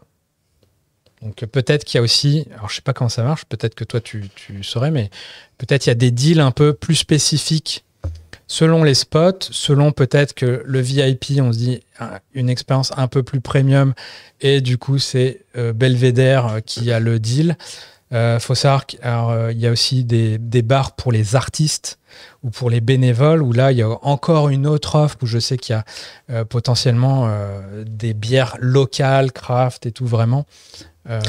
Disons que sur ces espaces-là, c'est un côté qui est un peu plus privatisé, qui est un peu plus confidentiel, qui va forcément dégager moins de volume, mais par contre qui va te débloquer un peu plus d'images si les gens sont pris en photo avec les marques ou autre. Bon, sachant que là, après, pris en photo avec les marques, ça reste des gobelets. Donc du coup la visibilité de marque elle est un petit peu différente, c'est plus pour marquer en tout cas les esprits, mais c'est intéressant dans le sens où quand tu montes en fait ton deal, là tu vois par exemple tu parles de Hartberg, c'est le même groupe que c'est Belvédère derrière, c'est exactement pareil, c'est MH. Donc effectivement tu te retrouves avec à mon avis des offres où tu as un nombre de places et puis en fonction il y a un prix à mon avis qui est déjà fixé, un prix d'achat, et là pour le coup c'est pas les marques à mon avis qui imposent, et c'est davantage l'organisation du Hellfest qui négocie et qui va te balancer directement, voilà, nous c'est tant d'euros et c'est tant de dotation et c'est tant de prix, parce que c'est un rapport de rentabilité. Quand on voit le nombre de verres qui sont balancés en 4 jours, c'est une opération commerciale qui est rentable. Le Hellfest, c'est une association qui vit toute l'année avec plusieurs personnes, des milliers de bénévoles certes, mais ça brasse quand même énormément, c'est un flux d'argent qui est quand même... Donc ça doit être un peu plus d'une vingtaine de salariés. Oui, donc et je disais 6000 bénévoles vraiment. Sur une association, c'est pas mal. Sur le festival. Qu'est-ce que je voulais évoquer? Oui, typiquement sur la partie, j'évoquais potentiellement des bières craft locales sur la zone peut-être des bénévoles ou des artistes. C'est simplement une autre richesse de l'offre, et c'est aussi parce que évidemment d'un point de vue purement logistique, c'est pas possible de servir du craft à la pression à 70 000 personnes. Voilà, je pense qu'ils n'hésiteraient pas à le faire, mais maintenant, évidemment, le partenariat avec Brasserie Cronenbourg est très fort et c'est un partenariat qui est là depuis le début, quoi, donc qui est très très fort et qui satisfait tout le monde. Et puis il y a une grosse logistique on va le voir après. En termes de citerne. Auto-spoil. Exactement, auto-spoil. Peut-être évoquer rapidement au-delà de tous ces bars. Et je pense, je pense que ça reste assez fouillé et peut-être pas été très exhaustif ou clair avec mes photos. Mais il ne faut pas oublier qu'au-delà de ça. Ce qu'il faut quand même dire, Fred a commencé avant qu'on enregistre en disant je me suis vachement structuré pour celui-ci. Ouais, j'ai dit que j'ai vachement bossé. J'ai jamais autant bossé. J'espère que ça se voit un peu. Mais c'est très complet. Notons qu'il y a aussi... ça y était. Des hommes en casquette jaune. Ça s'appelle les désoiffeurs. Ouais. Donc si vous n'allez pas vous-même au bar, le bar vient à vous. Le bar vient à vous. Donc vous avez surtout, si vous n'êtes jamais allé à un festival, et notamment Hellfest, vous avez aussi ces personnages avec leur sac à dos qui contient, je sais pas c'est quel volume, mais j'imagine qu'il y a une trentaine de litres potentiellement. Oui, tu peux y aller en fonction des sacs à dos, ça peut aller de 30 même à plus, 60. Bon, 60, faut le gaillard pour le porter, quoi. Mais t'as vu la crevette, toi? Donc saluons-les, les désoiffeurs, donc qui parcourent tout le festival et qui, si vous avez envie d'une bière, d'une Carlsberg toute simple, peuvent vous servir. Il y a également, alors j'avais une photo, vous l'avez peut-être aperçu rapidement tout à l'heure, mais vous avez aussi des espèces de triporteurs également sur le festival. Donc en gros, si vous avez soif, peu importe quoi, vous trouverez. Voilà. Donc là, c'était entre la Valais et la Warzone. J'avais vu ce petit triporteur de Magners, voilà, pour ceux qui veulent du cidre, qui était présent, mais il y en avait d'autres aussi, plus vers le Sanctuary, etc. T'avais des petits triporteurs comme ça ou des petites zones déportées sur du sans-alcool? Sur le sans-alcool, non. Voilà. Peut-être une nouveauté cette année, non. Là, c'était vraiment une offre avec des fûts à la pression. Et qui marchait bien d'ailleurs. Ah, tu m'étonnes. Ça t'évite de faire la queue, de repartir en fait dans une zone particulière. Ouais. Mais après, comme je te disais, franchement, d'un point de vue RH, gestion des bénévoles là-dessus sur les bars, c'est d'une fluidité. Ouais. C'est rare que tu attendes ou que tu tombes sur quelqu'un qui est peut-être fatigué ce jour-là, mais généralement c'est très très rapide. C'est très rapide et très sympa. Voilà, et évidemment, il y a des points d'eau répartis un peu partout sur le festival. Hein. Vous pouvez venir avec une petite gourde et la remplir pour vous hydrater. C'est important. On évoque plein de choses, mais le pire, c'est qu'on n'a pas fini. Autre grosse nouveauté. Donc, j'ai évoqué quelques nouveautés au niveau des bars tout à l'heure. Il y a une autre très grosse nouveauté cette année. Ça s'appelle le L-City. Donc, on connaît le L-City Square, qui est la zone un peu à l'entrée du festival où il y a des bars et des boutiques où on peut même se faire tatouer, où il y a le Hellfest Spirit que je vous montre depuis tout à l'heure. Mais il y aura cette année aussi, alors tu t'en souviens peut-être, mais il y avait une espèce d'ex-boîte de nuit qui était là à l'entrée du festival, qui s'appelait le Luxor. Ça te dit rien? Ah, quoique, si tu étais sur l'ancien site, c'était sur le trottoir d'en face. Mais honnêtement, c'est possible. En tout cas, grosse nouveauté cette année, c'est qu'en fait, en début d'année, il me semble que c'est fin février, le Hellfest a inauguré le L-City, qui est un brewpub, en fait, qui a pris la place de cette ex-boîte de nuit qui s'appelait le Luxor, et qui est donc un véritable brewpub. Il y a carrément un étage, ça a l'air ultra stylé. Il brasse 8 bières sur place. Donc tout ça arrive en complément de l'offre déjà pléthorique. Vous aurez cette année en plus accès à ce L-City Brewpub qui sera ouvert uniquement pour les détenteurs d'un pass du Hellfest et qui, petite info, donc si vous voulez, il y a une offre food dedans, mais pour celle-ci, Ça sera sur réservation uniquement. Hein. Vous pouvez aller soit sur le site du Hellfest, soit directement sur le site du Hellcity. Vous pouvez réserver si vous voulez, je sais pas, si vous avez envie de déjeuner ou dîner, s'il reste des créneaux sur ce spot, vous pouvez le faire. Simplement une réservation, un menu unique. Mais j'ai posé la question, pas plus tard que ce matin, aux gens qui gèrent ça. Ça ne veut pas dire que le Hellcity sera fermé pour la partie bar. Pour les festivaliers. La partie bar sera ouverte et vous pourrez donc, au-delà de toute l'offre, donc je disais pléthorique qu'il y a déjà, vous pourrez aussi boire les bières brassées ultra locales. Voilà. Au Hellcity. Qu'est-ce que j'ai comme photo potentiellement de ce truc ? Je disais 8 bières faites localement. Franchement, j'ai vu une vidéo sur YouTube de... C'est beau, hein. Du lieu, ça a l'air vraiment, vraiment classe. Ça vient d'ouvrir ? Ouais, ça a ouvert, du coup, je disais fin février. Trop bien. Et c'est le Hellfest qui a ouvert ? C'est-à-dire, oui, c'est le Hellfest est propriétaire de ce bout de terrain. D'accord. C'est à eux. Voilà, c'est le Hellcity. Alors, dans l'absolu, ça n'a pas vocation à être uniquement un bar style métal et tout. C'est un peu plus rock, un peu plus éclectique, on va dire. Mais bon, il est évident que... Ça s'habille parfaitement bien pendant cette période. Ouais, parce qu'en fait, il faut savoir que le Hellfest, tout au long de l'année, se visite. Apparemment, au niveau de la région, il me semble, ou du département, c'est un des sites les plus visités. Je voyais un podcast de Yoann Lenévé là, dans Génération Do It Yourself qui expliquait que c'est plus visité, par exemple, que les trucs moyenâgeux de Clisson à côté, quoi. C'est génial. Donc, il va de soi qu'avoir un espèce de lieu de vie à côté, vraiment avec une offre food, bar, des bières locales, donc brassées sur place et tout, fait ultra sens, quoi. Il y a des gens qui viennent, donc autant les nourrir et c'est génial. Et leur offrir à boire. Donc le Hellcity, donc simplement si vous voulez...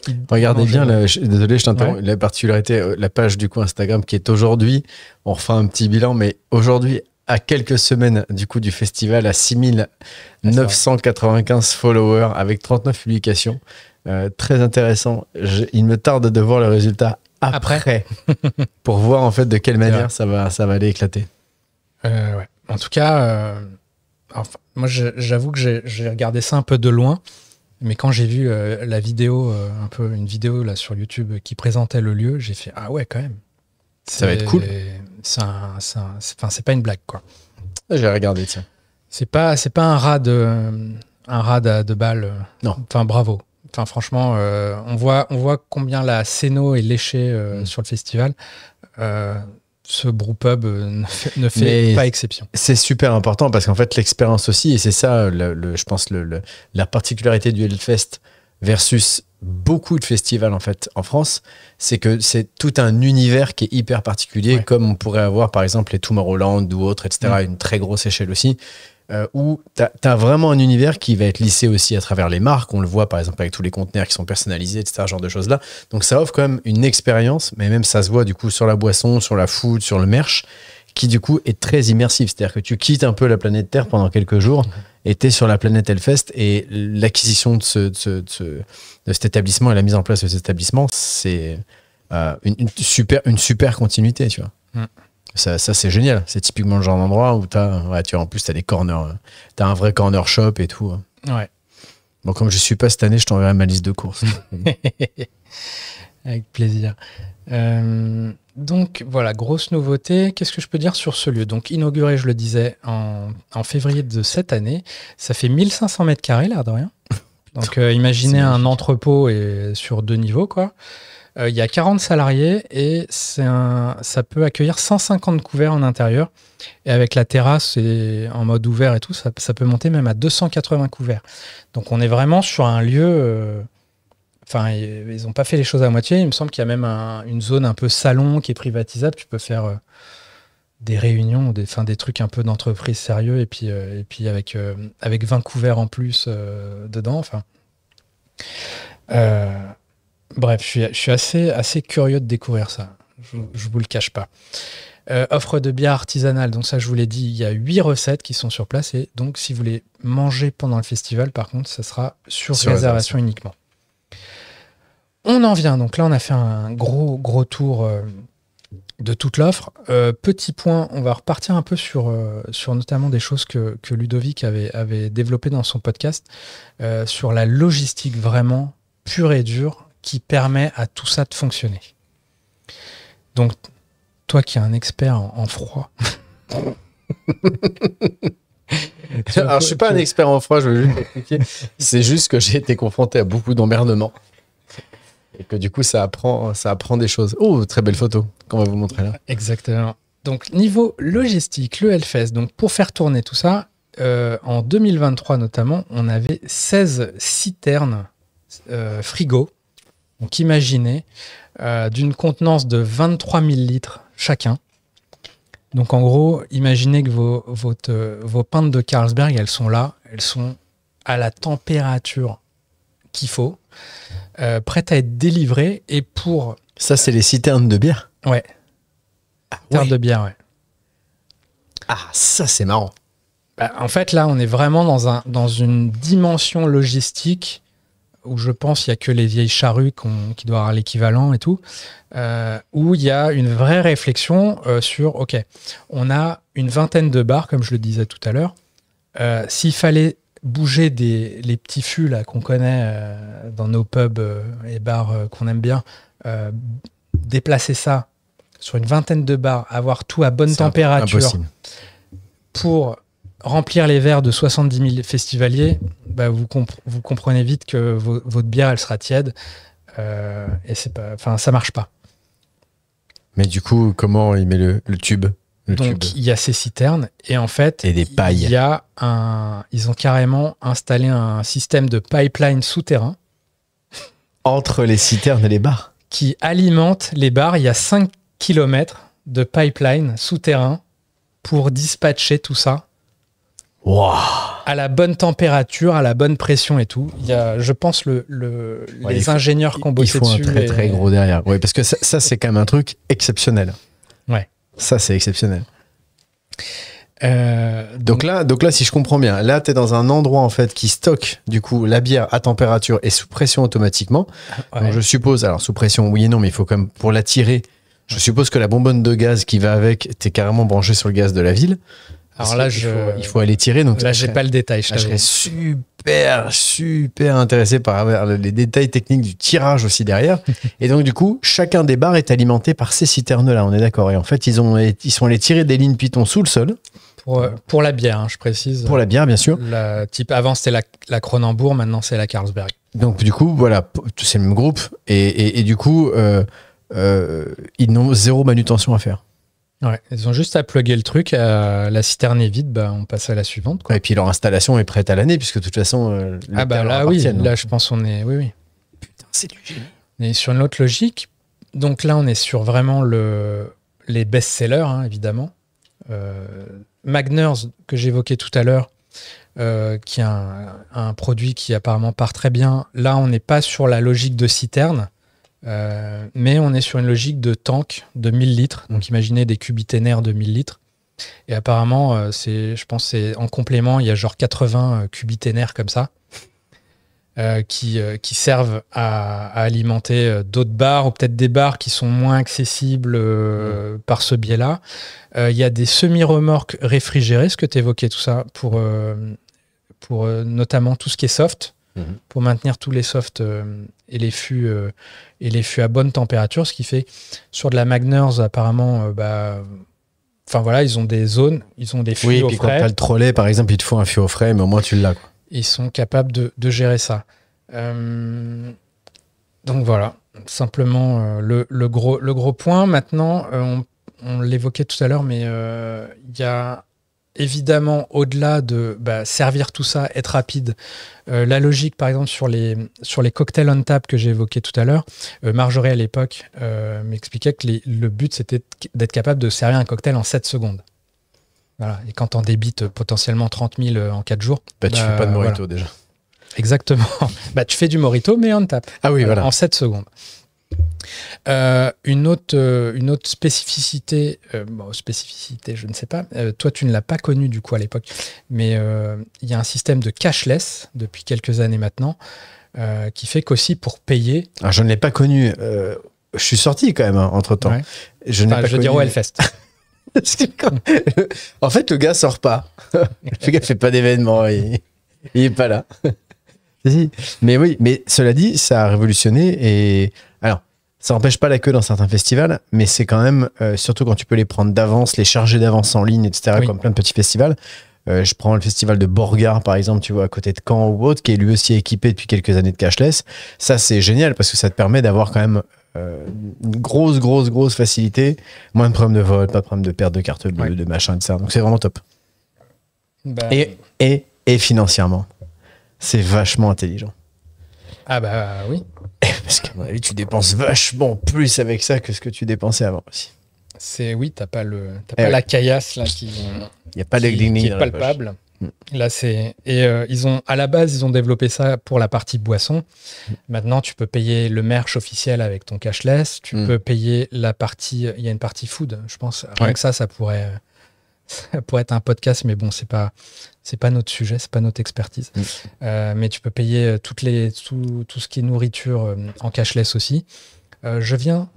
En live, je viens de recevoir un message du LCT qui me confirme que le cashless sera pris aussi dans leur bar. Dans leur bar. Voilà. Mais clairement, ça simplifie. Moi, je me souviens, les tout premiers Hellfest que j'ai fait, tu faisais la queue à une banque. Tu sortais de ton cash, t'achetais des jetons.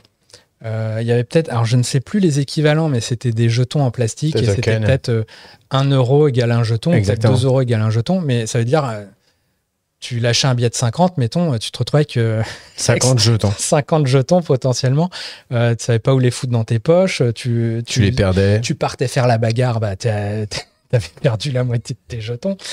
Et après, évidemment... la bagarre, c'est une image. Exactement, on parle de pogo, on parle pas de violence. Tout ça dans le respect. C'est les vacances. Et entre gens... On ne marche pas sur les êtres humains. Exactement, on les relaie. Pas bien. Mais voilà, fallait sortir ces petits jetons, fallait que la personne les compte. C'est vrai que c'était fou. C'était autre chose là, c'est quand même vraiment là, tu passes ton truc, on te dit ton combien il te reste, c'est lié à ton bracelet qui te permet de rentrer sur le festival. Oui, ça devient, comment on dit, enfin bref, t'as plus à réfléchir. Plus robotisé. Effectivement, probablement que ça influe sur ta capacité à surconsommer peut-être, versus ce que c'était avant. Moi, je me souviens, oui, effectivement, quand tu faisais la queue là, pour le truc, soit tu lâchais un billet direct de 50 pour être tranquille parce que tu n'avais pas envie de refaire la queue à la banque, soit tu peux recharger ton téléphone aussi. Tu peux recharger depuis ton téléphone. Mais il y a un minimum. C'est-à-dire que tu ne peux pas recharger genre à 3 ou 4 ou 5 euros. Si tu veux recharger, je crois que tu as un minimum de 10 par exemple. Bonne question, mais oui, probablement. Il me semble que tu as un minimum à chaque fois. Donc du coup, tu es obligé de dépenser entre guillemets pour 10. Je sais pas, certains festivals le font, certains systèmes le font, ou tu as un système de refund où tu peux récupérer du coup ton argent aussi. Ce qui n'était pas le cas au tout début du cashless. Ce que tu n'avais pas dépensé, tu le perdais. Là-dessus, il n'y a absolument aucun... Enfin, franchement, ça fait partie des trucs... c'est des petits détails qui font que le Hellfest est quand même un festival à part sur ce niveau de détail, mais ce système est vraiment smooth. Donc tu peux recharger, là, le festival n'a pas commencé, ils ont déjà ouvert le truc, tu peux commencer à te faire... D'ailleurs, on va voir un peu les prix des boissons tout à l'heure, je tease, si vous voulez budgétiser votre venue ou charger votre cashless en conséquence, vous aurez des éléments dans quelques minutes. Mais tu charges ça en ligne. Tu as un système que tu peux fixer si tu passes sous un certain palier, mettons en dessous de 10 euros, ça reload automatiquement, mettons de 20 euros. Ce qui fait que tu te retrouves jamais au bar, ah merde, j'ai plus rien sur mon compte. Et une fois le festival terminé, tu as juste à te rendre sur ton compte cashless, tu dis je veux me faire rembourser. Et généralement, ça recrédite. C'est recrédité, mais très rapidement, je pense, dans les 2-3 jours qui suivent. Et il y a un petit truc un peu qu'ils mettent aussi en avant, c'est que tu as aussi le choix, si tu veux, il te reste quelques euros, tu peux choisir une association à qui sont partenaires. Très bien ça. Pour, en fait, plutôt que de récupérer les quelques euros qui te restent, simplement les faire un don avec. Donc il y a ce système-là. Autre chose, tiens, pour ceux qui nous suivent en vidéo, vous me voyez boire, et Chris aussi, dans une Eco Cup. Donc c'est là-dedans que vous buvez pendant tout le festival. Elles ne sont plus consignées. Donc c'est-à-dire tu l'achètes, ça coûte... Alors le prix l'an dernier, c'était 1,20 € sur la pinte comme ça, et c'était 2,50 € sur le pichet. D'ailleurs, j'ai pas l'info. Est-ce que le pichet cette année, il y aura un bec verseur ou pas? Je suis désolé. Je pas dû poser la question. Mais bon, une grosse polémique de l'an dernier. Ouais, mais ça paraît être un détail, mais c'est important. Donc Eco Cup, donc simplement, il y a aussi le Hellfest a été très tôt là-dessus sur le côté. Voilà, vous avez votre Eco Cup. Vous en achetez une, vous en achetez deux si vous êtes collectionneur ou il y en a qui reviennent avec 10, hein, pourquoi pas. Simplement, voilà, si tu as connu les premiers Hellfest, c'était gobelets en plastique classique, et puis ça finissait par terre, écrasé, et puis le champ était jonché de gobelets. C'est assez fou, si vous faites d'autres festivals, de voir qu'en fait, ce système n'est même pas en place dans d'autres festivals, quoi. Non. Tu as des festivals en Belgique, en Allemagne, où on est encore au vieux gobelet qui jonche les trucs après... Ou alors ils font en papier, tu vois. Bon, le gobelet papier, j'ai pas connu, c'est un festival. Ah, ça doit être tellement confortable à boire. Donc pensez-y, vous achetez votre gobelet, vous le gardez. Ils vendent même des tours de cou maintenant, tu sais, pour maintenir les gobelets, comme les ça, porte-gobelets. Voilà, tu peux te balader sur le site, même quand ton gobelet est vide, il t'emmerde pas trop. Moi, je garde mes portes de cou d'année en année. Ouais, porte-gobelets, mais porte-cou. Ouais, exactement. On boit de l'eau. Donc ça aussi, vous le payez en cashless. Tiens, je fais un petit aparté, mais si vous avez des gobelets auxquels vous tenez, des fois sur certains bars, en fait, ils vous prennent votre gobelet vide et vous enfilent un plein qu'ils ont déjà pré-rempli. Ouais. Sauf que en fait, comme des fois, ils ont des gobelets, c'est pas tous les mêmes. Vous avez encore... Ils font de la récup des éditions précédentes qui sont lavées, qui sont récupérées ou simplement qui n'ont pas été coulées. Vous pouvez perdre votre gobelet que vous appréciez parce qu'il y avait, je sais pas, c'était celui de cette année spécifiquement. Donc voilà, si vous avez votre petit tour de cou, c'est un moyen aussi de ne pas se le faire prendre comme ça. Petit aparté. Ne partez pas faire la bagarre avec le tour de cou et la bière dedans. Ça marche pas. Vous faites ce que vous voulez, mais... Ça sent le vécu, ça. Non, mais des fois, il y a des boissons qui veulent, clairement. Oui, mais toujours dans une bonne ambiance. Oui, dans une bonne ambiance, évidemment. Donc, on a évoqué la logistique, on a évoqué toute l'offre boisson. J'aimerais qu'on évoque un peu un petit aparté, mais en fait, ce qui se passe autour du Hellfest, puisque on boit évidemment sur site, au LCT Square, au Metal Corner, mais il y a aussi toute une offre qui se développe avec notamment le El Famoso Leclerc de Clisson. Le fameux Leclerc de Clisson. Alors pour certains, ça peut vous faire rigoler, pour ceux qui ne connaissent pas, mais pour le coup, c'est peut-être même un des rares festivals, peut-être je peux dire au monde parce que je n'ai pas tous fait, mais en tout cas où vous avez vraiment une activation en grande distribution. Oui. Donc, il faut savoir, si c'est votre première fois, toute l'équipe du Leclerc de Clisson est aux couleurs du Hellfest et dans l'ambiance. Vous imaginez bien, vu le profil de consommateurs du festival, les têtes de gondole et notamment l'entrée du magasin, c'est beaucoup de boissons, on ne va pas se le cacher. Beaucoup de marques présentes qui font des activations à ce moment-là. Je sais que cette année... typiquement, Jack Daniels aura un photocall, par exemple. Il y a des marques qui sont présentes aussi sur le off qui démarre avant le festival. Il y a une espèce de festival avant le festival qui est sur le parking du Leclerc. Et ce qui est assez fou, si vous êtes un peu fan de spiritueux et de musique, faut savoir qu'il y a aussi toute une offre de spi en fait au Leclerc. Je pense que j'en ai jamais vu autant comme ça, qui sont en fait en lien tout simplement avec l'univers musical. Alors, il y a eu précédemment le Cognac Hellfest. Alors, sachez qu'il n'est pas qu'il n'y en aura pas cette année, a priori. Donc, si vous avez chopé une bouteille l'an dernier, elle est potentiellement collector.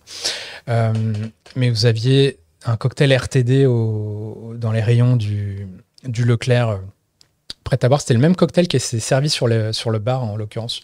Sur Alter, qui était achetable au Leclerc. Vous avez toute une offre. Et là, moi, j'ai halluciné. Mais en fait, vous avez, vous aviez c'est quoi ça? C'est le rhum. Le rhum Kiss. Le rhum Kiss. Vous aviez le whisky Scorpion. T'avais de la vodka Motorhead juste avant. Ouais, t'as le whisky Iowa de Slipknot. Il y avait les gammes, là, c'est assez récent, là, de Ballantines qui a fait des collabs avec Queen et AC/DC. Vous aviez un arrangé Hellfest. Voilà, il y a tout. Les produits dérivés, ça part dans tous les sens. Donc là, j'ai de nouveau. T'as encore, ça c'est lié à Slipknot. Donc on avait un Iowa whisky de Slipknot. T'as le gin officiel du Hellfest qui est fait par la distillerie Cocklicorn. Je ne sais pas s'il est réitéré. Il faut savoir que juste à côté, je l'ai pris en photo, ils ont aussi fait un gin pour Soulfly. Trop bien. Donc Made in France, tout ça, et c'est des produits que vous pouvez acheter au Leclerc. Alors je ne sais pas dans quelle mesure il y aura tout ça cette année, mais sachez qu'en fait, il y a toute une offre comme ça. Donc tu parlais de la vodka Motorhead, qui visiblement a bien marché apparemment. Au vu de mes photos, a très bien marché. Incroyable. Hop là. C'est vrai que du coup les collabs, il y en a eu, il y en a beaucoup. Puis il y avait eu quoi? Il y a eu aussi Rammstein. Exactement. Rammstein, ça t'as carrément une TG dédiée à Rammstein parce que tu as la vodka Rammstein, tu as le gin Rammstein, il y a le rhum, tu as le rhum Rammstein fini en fût de cognac. Tu as le rhum, on vient de le dire, donc là en ex-fût de Sauterne. Donc et le whisky. Incroyable. 4 € de réduction immédiate, ce qui vous descend du coup un prix exceptionnel de 55,99 €, soit 85,57 € le litre, messieurs, dames. Alors, ce qui est fou, c'est ce genre de cas, c'est un peu exceptionnel parce que du coup, avec la musique et l'alcool en France, on sait que c'est pas possible. Mais en tout cas, en termes de collab et de mise en avant, je sais pas si tu as des photos, mais c'est vrai qu'il faut y aller pour le voir. Hein. Il paraît que c'est impressionnant, la mise en avant esthétique, décorative, etc. du Leclerc. Est dingue puisque vous avez beaucoup de gens qui vivent au camping, toutes les personnes qui sont à l'année, on va dire même qui louent des maisons autour, etc. Rentrent chez eux à un moment donné, passent une partie de la matinée, des fois rentrent déjeuner ou vont dîner, reviennent. C'est une vraie activité, quoi. Donc c'est vraiment un truc fou. Oui, puisque officiellement il me semble que Clisson c'est 4000 habitants ou 7000, quelque chose comme ça. 74 000. Et voilà. Et vous avez 70 000 par jour de festivaliers. Donc, en tout cas, chapeau, parce que vu la taille du festival, avoir un endroit où c'est fluide en termes de consommation, etc., c'est une sacrée logistique. Ils ont dû éponger d'année en année et puis bien bosser avec des techniciens aussi. Là, sur le système de la bière, moi, je suis assez sidéré. Exactement. Et je ne l'ai pas évoqué, mais vous avez aussi le muscadet officiel du Hellfest. Alors, celui-là qui était vendu directement à la sortie du festival. Il y avait un espèce de camion qui vendait ça. C'était bon, ça. Ouais. C'était bon. Oui. Je suis pas un amateur particulier, je suis désolé. Metallica, ouais, t'as le petit line-up derrière. Mais ouais. Donc c'est l'édition qui revient toutes les années. Donc les collectionneurs potentiellement se font un plaisir de repartir avec leur petite bouteille. Chouette attention. Exactement. Qu'est-ce que j'ai ensuite? On va parler des choses qui fâchent peut-être. Du prix. L'oseille. Donc la question peut-être que vous posez depuis le début, là, ça fait quoi, plus d'une heure qu'on échange sur tout ça. Combien ça coûte? Est-ce qu'il y a de l'inflation ou pas cette année? Alors sur le prix déjà des places, toi qui es un... Sur le prix, oui, ça a dû prendre 10 ou 20 balles cette année. Alors pas 1%. Donc non, ouais, 10 ou 20 € par place. Mais... on était à 339, il me semble, cette année. Pour le pass 4 jours. Ouais. Donc c'est un prix, clairement. Auquel il faut ajouter, donc on a vu tout ce que tu veux dépenser avec ton cashless. Tu dépenses sur place. Tu peux loger gratos au camping, c'est inclus, ou alors tu as un camping qui s'appelle le Easy Camp qui est payant, où là il faut rajouter au moins peut-être dans les 350 € la tente la moins chère, il me semble. Et ça monte même à 2500 balles la tiny house. Tant de luxe. C'est Nicolas Munoz directement dans la tiny house qui vous fait des verres avec toute son équipe. Et ça serait pas mal. Petit dédicace à Nico, vu que c'était notre dernier invité. Oui, n'hésitez pas à checker cet épisode si c'est pas le cas. Exactement. Qu'est-ce que je voulais dire? Donc, vous avez le cashless, les gobelets réutilisables et globalement, donc ce que je peux vous dire sur les prix cette année, j'ai Johan Leneve qui a eu la gentillesse de m'envoyer une partie des menus qui seront proposés sur la partie LCT Square et sur la partie Metal Corner. Et si il n'y a pas de changement au niveau des prix, ce que j'ai constaté, c'est qu'en fait, c'est les mêmes prix que vous avez eu l'an dernier. L'an dernier, il y a eu une inflation, clairement. Entre 2023 et 2024, il y en a eu une. Mais en tout cas, de ce que j'observe, a priori, sous réserve qu'il y ait des changements, mais entre 2024 et 2025, vous allez retrouver votre pinte de Carlsberg au même prix, c'est-à-dire 7,50. Je suppute que la Magners, alors je ne l'ai pas ici, mais elle sera au même prix. Enfin voilà, les cocktails que j'ai observés, tu vois, tout à l'heure on voyait des photos des menus de l'an dernier de Ardbeg et tout, à 10 balles ou 20 balles en format XXL. C'est les mêmes prix. Enfin voilà, j'ai fait un petit tableau. Tout ce qui est en jaune là, pour ceux qui nous regardent en vidéo, c'est toutes les nouveautés de cette année que j'ai pu observer. Donc, ah oui, je ne l'ai pas évoqué, oui, si je l'ai évoqué ou pas.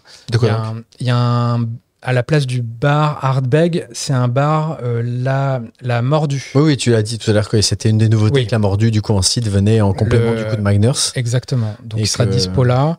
Même prix que la Magners, pour le coup. Donc, il y aura vraiment une offre complémentaire et même en termes de prix, ça sera la même chose. Un peu plus forte en alcool, je pense, si c'est un critère, mais bon, ça ne devrait pas. Avec je pense, très intéressant, moi je suis très curieux, c'est une version IPA. J'ai l'impression que ça, c'est un trend aussi de les cidres IPA. Il y a Ninkasi qui en fait un. Il y a les mecs, là, j'en ai bu là au Brickland, là à côté. Tilo. Tilo, tout à fait. Ouais. Tilo, les deux frères, qu'on surnomme Tic et Tac dans le milieu de notre petite dédicace, c'est des bons copains. Ils ont été aussi surtout les pionniers à aller tester justement ce genre de choses-là. Ils sont dans la partie brasserie aussi depuis un moment. Et ça se fait de plus en plus parce que effectivement, en général, quand tu t'adresses à des buveurs de bière, quand tu développes du cidre, tu t'adresses à ce segment de part de marché qu'est la bière. Et ce qu'on reproche au cidre, c'est des fois trop sucré ou des fois trop sec, ou des fois toujours le même goût.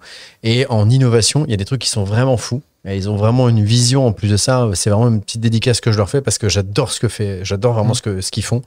Et peut-être un jour, Tilo directement, tu vois, enfui là-bas. C'est sur leur terre, hein. C'est la Bretagne. En plus. Donc, ça aurait du sens. En tout cas, cette année, c'est La Mordue. Super donc, La Mordue, qui est, c'est la même boîte qui fait Brescola et tout. Bon, il n'y a pas Brescola et je ne sais plus c'était quoi de l'autre.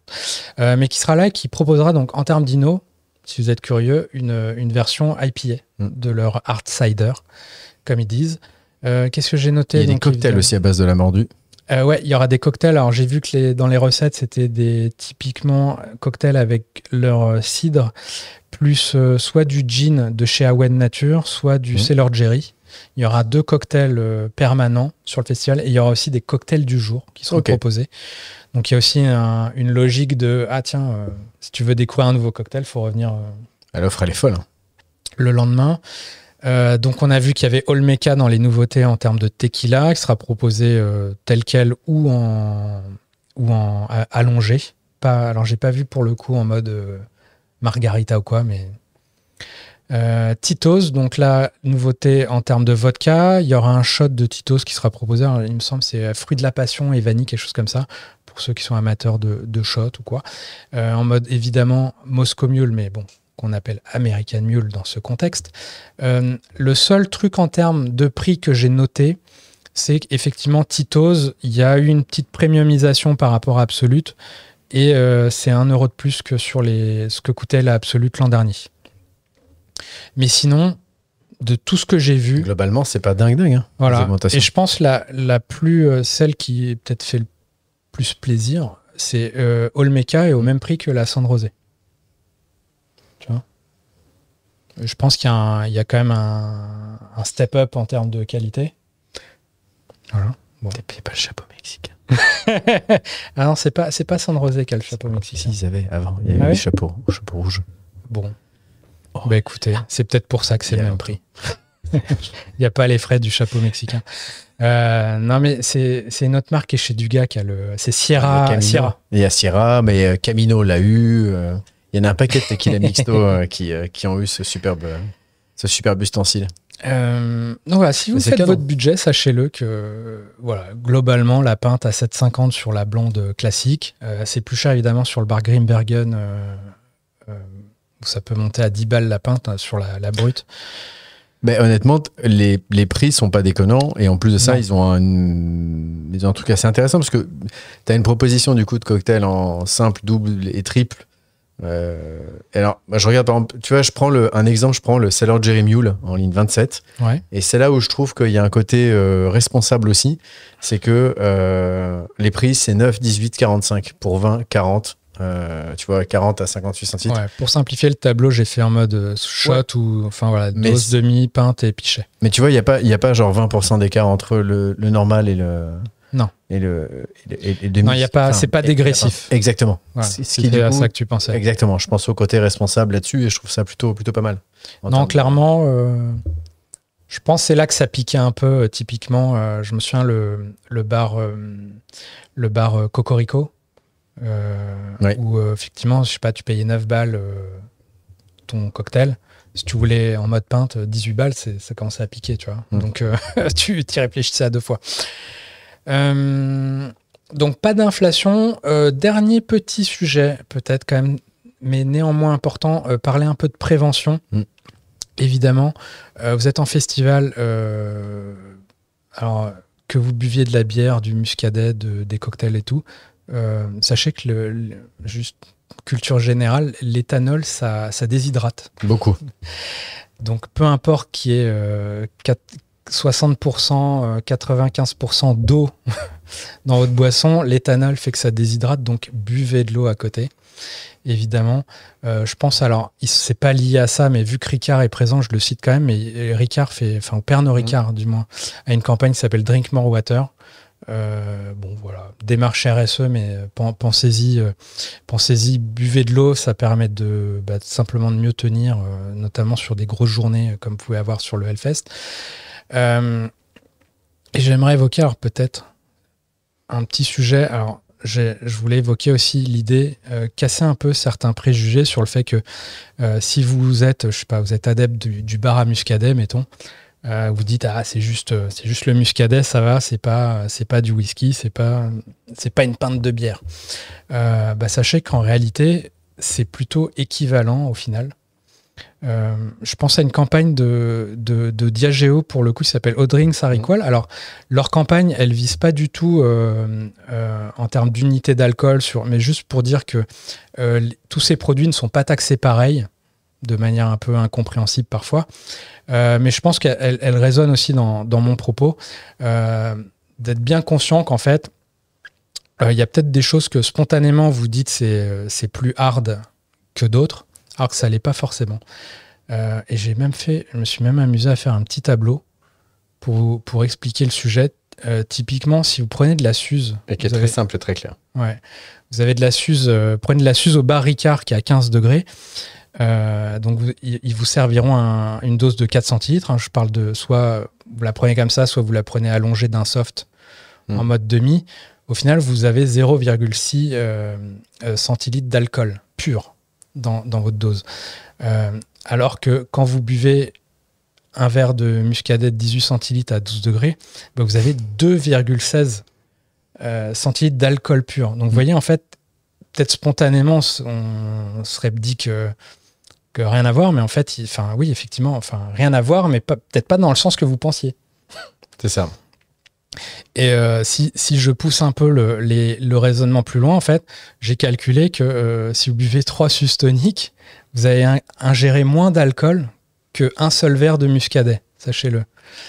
Si vous buvez 3 Jägerbomb, vous allez ingérer moins d'alcool qu'une pinte de Carlsberg. Et que finalement, 2 whisky coca ou 2 gin tonic, ça serait moins d'alcool ingéré qu'une seule pinte de Grim brut qui est à 8 degrés. Et puis c'est pas sur le ressenti, hein. On parle bien du coup d'ingestion, du coup d'unité. Voilà, de manière totalement absolue, factuelle. Peut-être pensez-y selon vos choix de boissons. Buvez de l'eau, ça c'est hyper important. Buvez de l'eau. Hydratez-vous à mort. Vous gavez pas. Et là, je fais passer un petit message. Ça sert à rien d'aller prendre du paracétamol en pensant aussi que soi-disant ça fait du bien. Le paracétamol, ça attaque le foie aussi. Donc, c'est pas du tout le bon système en fait, de prendre des paracétamol avant de sortir en soirée et après encore en revenant. C'est même très mauvais. Mais en tout cas, c'est hyper important. Et puis voilà, il y a un côté où on peut très bien s'amuser. Il y a la possibilité de dormir sur place aussi. Donc, il y a le côté santé sur le long terme et il y a le côté sécuritaire aussi. Beaucoup, j'en ai connu certains. C'est pas parce que vous avez un vélo que vous risquez rien non plus. Certains prennent des vélos pour aller dormir à droite à gauche. Faites attention à ça, c'est hyper important. Surtout quand vous avez des offres. Tiens, il y a ça aussi. Petit aparté, il me semble que dans le podcast là que j'évoquais tout à l'heure de Johan Lenevé, il citait 5000 vélos, je crois. Ouais, voilà. C'est monstrueux. Et ça change rien. En fait, c'est tout aussi dangereux que de prendre la voiture. Il y a une offre pléthorique. Il y a le temps, c'est 4 jours. Enfin, je veux dire, donc il y a le temps de se faire plaisir aussi. Et du fait d'avoir cette diversité de l'offre sur le Hellfest, je trouve, de boissons, c'est d'autant plus dommage finalement d'abuser finalement, si tu veux, de cette chose-là. Et au contraire, je pense qu'il y a un boulot qui est fait là-dessus de la part des marques aussi en prévention. Il y a des éthylotests, comme tu le disais, en fait, qui sont à dispo. Oui. Ça c'est hyper important. On peut vraiment. J'ai une photo. Tu fais très bien de me le rappeler. J'allais l'oublier. Mais nouveauté que j'ai vue l'an dernier. Alors c'est pas des éthylotests dans le sens le petit bidule. C'est un éthylomètre, c'est un stand. C'est carrément un stand, un espèce de petit container. C'est un petit éthylomètre en fait électronique et tu changes juste la petite capsule. Hop là. Ouais, voilà. Donc je le montre à l'écran pour ceux qui suivent en vidéo. Il y avait ces machines-là donc à la sortie du Hellfest, espèce de container où tu chopais une petite paille, tu avais un écran, tu soufflais et ça te disait à combien de grammes t'étais. Voilà. Ça voilà. Les bornes individuelles en événement, tu pouvais en louer dans pour pas mal d'événements déjà, il y a des années de ça. Alors pas sur des gros événements comme ça, mais sur des événements privés. Moi, je me souviens, en travaillant pour certaines marques, on louait ces bornes-là directement et puis tu avais des petites tétines en fait que tu intervertissais, qui étaient à usage unique dans des petits sachets. Là, c'était des pailles papier, il me semble. Et voilà. Un truc tout bête. Et être sûr que vous échangez pas vos hépatites en fait dans la machine respective. Mais comment il y avait un truc qui était super intéressant là-dessus et qui vous permettait d'avoir une consommation déjà peut-être... Rien que le fait de voir, je pense, tu vois, ce genre de dispositif. Je pense qu'il y a un côté un peu bêtement, mais ludique aussi. Ouais, c'est ludique, juste de marrant, tester. C'est ça. Ou de se dire, on croit qu'on a je passe. Pas beaucoup bu ou quoi, et d'avoir un peu un reality check. Mais en tout cas, c'est important. Et voilà. Donc, pensez-y. N'hésitez pas à faire un arrêt sur image sur mon petit tableau d'avant. C'est ça. Si j'avais un référentiel, évidemment, c'est pas une incitation à boire des Sustonic ou des Jagerbomb plutôt que du Muscadet. Je veux surtout pas me fâcher avec les producteurs locaux, évidemment. Mais bon, ayez ça en tête. Et on arrive au bout de ce podcast qui aurait été riche.